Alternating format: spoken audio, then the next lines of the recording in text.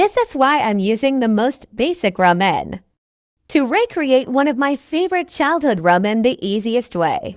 Oil in the pan, 1 egg, a little salt and pepper.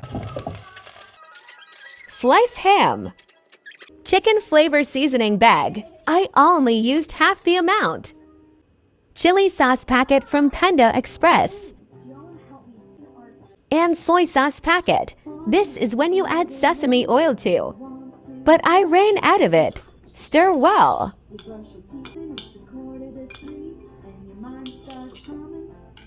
Add ham.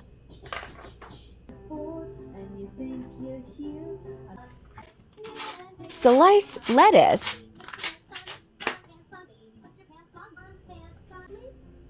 Add fried egg.